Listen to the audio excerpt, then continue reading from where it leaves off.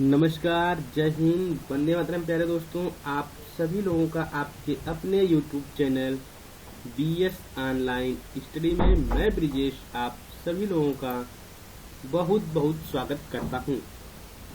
दोस्तों, आज हम लोग वीडियो के पार्ट नंबर 3 के बारे में पढ़ेंगे। और दोस्तों, इस पार्ट 3 में दोस्तों हम लोग जानेंगे पुरातत्व संबंधी साक्ष्य और कुछ विदेशी यात्री आए थे उनके बारे में हम लोग जानेंगे। तो दोस्तों, देर न करते हुए हम वीडियो को शुरू करेंगे।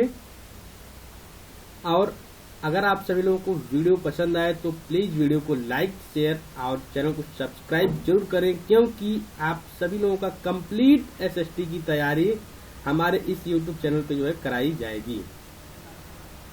तो पुरातात्विक साक्ष्य के अंतर्गत मुख्यतः अभिलेख, सिक्के, स्मारक, भवन, मूर्तियां, चित्रकला आदि आते हैं।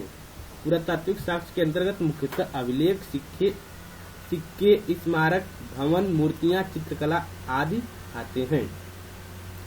दोस्तों, प्राचीनतम अभिलेख मध्य एशिया के बोगज कोइन नामक स्थान से करीब 1400 ईसा पूर्व पाए गए, जिनमें वैदिक देवताओं इंद्र, मित्र, वरुण, नासत्य आदि का दोस्तों जो है उल्लेख मिलता है। क्या होता है दोस्तों? इन सभी का दोस्तों जो है उल्लेख इसमें मिलता है। दोस्तों, जो अभिलेखों का अध्ययन किया जाता है, जो अभिलेख होते हैं उनका अध्ययन क्या कहलाता है? एपिग्राफी कहलाता है। क्या कहलाता है दोस्तों? एपिग्राफी कहलाता है। अशोक के अभिलेख प्रारंभिक अभिलेखीय साक्ष्य हैं। जो अशोक के अभिलेख है दोस्तों, वह प्रारंभिक यानी शुरुआत में दोस्तों सबसे पहले कौन अभिलेख लिखा गया, कहाँ से शुरुआत हुई? तो अशोक के अभिलेख जब लिखे गए तो वहीं से प्रारंभ होता है इन अभिलेखों का। ये अभिलेख ब्राह्मी, खरोष्टी, अरमाइकी एवं यूनानी लिपि में जो है लिखवाए गए। इनमें अशोक के व्यक्तित्व एवं तत्कालीन सामाजिक, आर्थिक, धार्मिक तथा राजनैतिक दशाओं का ज्ञान जो है दोस्तों प्राप्त होता है। इसके अतिरिक्त ईरान के पारसी पोलिस तथा नक्शे रुस्तम अभिलेख से भारत ईरान के संबंधों की जानकारी दोस्तों मिलती है। इसके संबंधों की जानकारियां दोस्तों हमें प्राप्त होती हैं किससे? तो इसके ईरान के दोस्तों पारसी पोलिस तथा नखरे रुस्तम अभिलेख से भारत और ईरान के संबंधों की दोस्तों क्या होती है? जानकारी हमें प्राप्त होती है। इसके बाद दोस्तों हम लोग देखेंगे, इनसे अशोक के व्यक्तित्व एवं तत्कालीन सामाजिक, आर्थिक, धार्मिक तथा राजनैतिक दशाओं का दोस्तों ज्ञान प्राप्त होता है। किससे होता है? तो एपिग्राफी जो दोस्तों अभिलेख हैं उन सभी से हमें प्राप्त होता है। और इसके अतिरिक्त ईरान के पारसी पोलिस तथा नखरे रुस्तम अभिलेख से भारत के ईरानी संबंधों की जानकारी दोस्तों हमें मिलती है। अब इसके बाद दोस्तों हम लोग जानेंगे मुद्रा, जो क्वाइंस हैं इनसे हमें क्या जानकारियां मिलती हैं। तो सिक्कों का जो अध्ययन है वह न्यूमिस्मेटिक्स कहा जाता है। क्या कहा जाता है दोस्तों? न्यूमिस्मेटिक्स कहा जाता है मुद्राओं के अध्ययन को, सिक्कों के अध्ययन को। प्राचीन भारतीय सिक्कों पर अनेक चिन्ह उत्कीर्ण किए थे। इन्हें पंचमार्क कहा गया। ये सिक्के सोना, चांदी, तांबा, कांसा, सीसा और प्लेटिन के मिलते थे।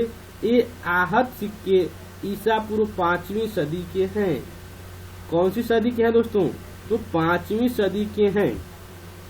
पकाई मिट्टी के बने सिक्कों के साँचे ईसा पूर्व के हैं। इनमें से अधिकांश कुषाण काल के, किस काल के हैं दोस्तों? कुषाण काल के अधिकांश सिक्के जो हैं मिले हैं।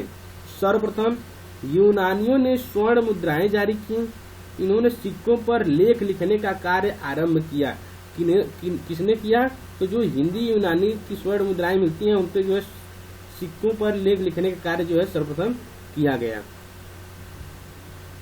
उसके दोस्तों जो सर्वाधिक स्वर्ण मुद्राएं हैं वह कुषाणों ने, किसने दोस्तों? तो कुषाणों ने, तथा सबसे अधिक स्वर्ण मुद्राएं गुप्तों ने जारी की हैं। शुद्ध स्वर्ण मुद्राएं दोस्तों कुषाण शासकों ने किया है, और जो सबसे अधिक स्वर्ण मुद्राएं जारी किया है वह गुप्त शासकों ने किया है। सातवाहनों ने दोस्तों शीशे की मुद्रा जारी की थी। जो सातवाहन थे वह किसके सिक्के जारी किए थे? तो शीशे की मुद्रा जो है जारी किए थे। दोस्तों अब हम लोग जानेंगे कुछ विदेशियों के यात्रा वृत्तांत और कुछ विवरण। दोस्तों हेरोडोटस को इतिहास का पिता कहा जाता है। मोस्ट इम्पोर्टेंट क्वेश्चन, इतिहास का पिता किसे कहा जाता है? तो हेरोडोटस को कहा जाता है। इन्होंने 5वीं शताब्दी ईसा पूर्व में हिस्टोरिका नामक पुस्तक की रचना की। कौन सी पुस्तक? हिस्टोरिका नामक पुस्तक की रचना की, जिसमें भारत और फारस के संबंधों का वर्णन किया गया है। दोस्तों अगला है टेसियस। कौन है? टेसियस एक डॉक्टर था तथा उसे यात्रियों द्वारा प्राप्त आश्चर्यजनक कहानियों के संग्रह करने का बड़ा शौक था। नियाकर्ष, आनासिक्रेटस, अरिस्टेम्बुलस सिकंदर के भारत के साथ दोस्तों जो है सिकंदर के साथ जो है भारत आए थे। कौन कौन? नियाकर्ष, आनासिक्रेटस, अरिस्टेम्बुलस, या दोस्तों ये सब किसके साथ में? सिकंदर के साथ दोस्तों जो है भारत आए। इसके बाद दोस्तों हमारा जो है मेगास्थनीज दोस्तों जो है चंद्रगुप्त मौर्य के दरबार में यूनानी शासक सेल्यूकस का राजदूत था। जो मेगास्थनीज था वह किसका राजदूत था? तो सेल्यूकस का था। किसका? सेल्यूकस का राजदूत मेगास्थनीज था। और मेगास्थनीज दोस्तों चंद्रगुप्त मौर्य के दरबार में दोस्तों जो है आया था। उसने इंडिका नामक ग्रंथ की रचना की। किसकी?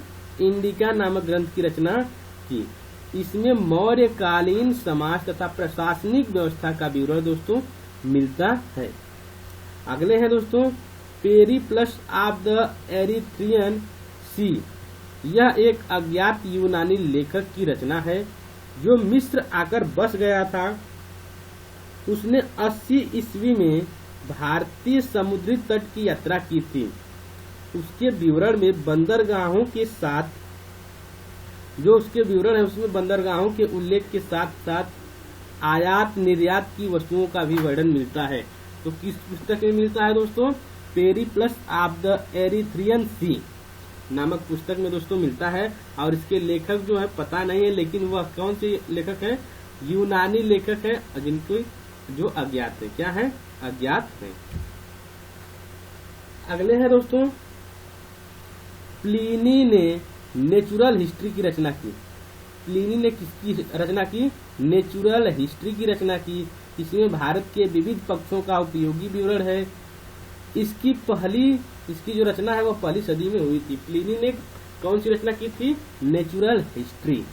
टालमी ने जियोग्राफी की रचना की, जिसमें भारत के भौगोलिक परिदृश्य का विवरण मिलता है। किसका मिलता है?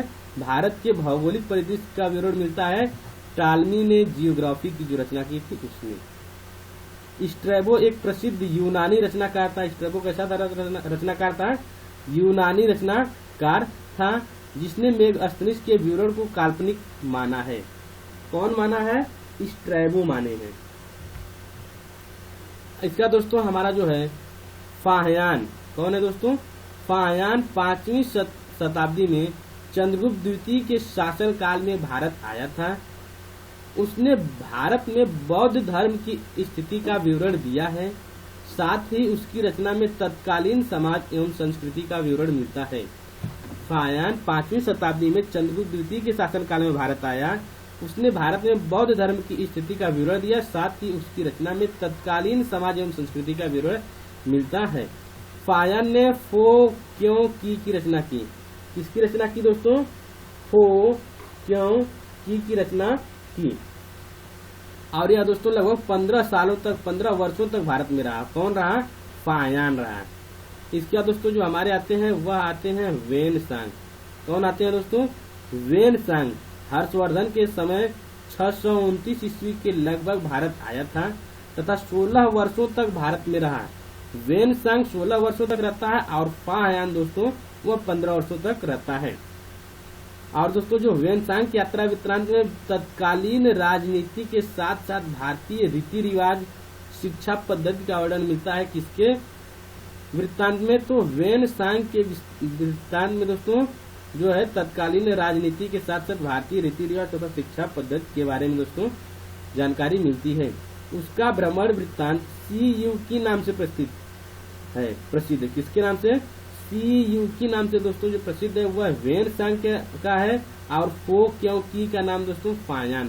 देखिए दोस्तों, फायान फ से तो फो क्यों की, इसमें आप लोग कंफ्यूज नहीं होंगे। फायान फो क्यों की, और जो वेन सांग है वेन सांग सीयूकी। इसका दोस्तों इत्सिंग 7वीं शताब्दी में भारत आया था। उसने विक्रमशिला तथा नालंदा विश्वविद्यालय में रहकर बौद्ध धर्म का अध्ययन किया था। इत्सिंग जो है 7वीं शताब्दी में भारत आता है और वह विक्रमशिला तथा नालंदा विश्वविद्यालय में रहकर बौद्ध धर्म का अध्ययन करता है। तिब्बत के जो तिब्बत के लेखक लामा तारानाथ के ग्रंथों से मौर्य काल के पश्चात शासकों को जानने में महत्वपूर्ण सहायता मिलती है। तिब्बत के लेखक लामा तथा तारानाथ के ग्रंथों से। इसके बाद तिब्बती ग्रंथों के बिना शक पार्थियन कुषाण लोगों के विषय में जानने तथा बौद्ध धर्म के इतिहास की पूर्ति संभव नहीं हो सकती है। दोस्तों सुलेमान 9वीं शताब्दी में भारत आया था। उसने पाल तथा प्रतिहार शासकों के बारे में लिखा है। जो सुलेमान है वह 9वीं शताब्दी में भारत आता है। वह पाल तथा प्रतिहार शासकों के बारे में जो जानकारी देता है। इसका दोस्तों जो हमारे हैं वह अल मसूदी हैं। अल मसूदी 914 ईस्वी में से 943 ईस्वी तक भारत में रहते हैं और उसने राष्ट्रकूट शासकों के साम्राज्यवादी विस्तार का दोस्तों जो है विवरण दिया है। अल बरूनी ने तहकीक ए हिंद की रचना की। मोस्ट इम्पोर्टेंट क्वेश्चन, अल बरूनी ने तहकीक ए हिंद की रचना करते हैं और वह महमूद गजनवी का समकालीन था। अल बरूनी किसका समकालीन था? तो महमूद गजनवी का समकालीन था। अल बरूनी ने संस्कृत भाषा का अध्ययन किया तथा भारतीय समाज का विस्तृत विवरण अपनी रचना में जो है दोस्तों दे देते हैं। जो मार्को पोलो है वह वेनिस का प्रसिद्ध यात्री था जो 1294 से 1295 ईस्वी के लगभग दक्षिण भारत से भारत आता है और उसने भी अपनी पुस्तक में जो है दोस्तों कुछ बताता है। तो दोस्तों यह थे हमारे कुछ विदेशी यात्रियों के वृत्तांत और उनके विवरण। दोस्तों हमारा जो टॉपिक था वह था इतिहास जानने के स्रोत। क्या थे दोस्तों? इतिहास जानने के स्रोत। तो इतिहास जानने के स्रोत में दोस्तों हम लोगों ने तीनों चीजों को पढ़ लिया। वह तीन चीज क्या थे? सबसे पहले हमारा दोस्तों था वह वैदिक साहित्य था। क्या था दोस्तों? वैदिक साहित्य। तो वैदिक साहित्य के बारे में हमने वेदों के बारे में, उपनिषदों के बारे में, इन सभी के बारे में वैदिक साहित्य में सीखा।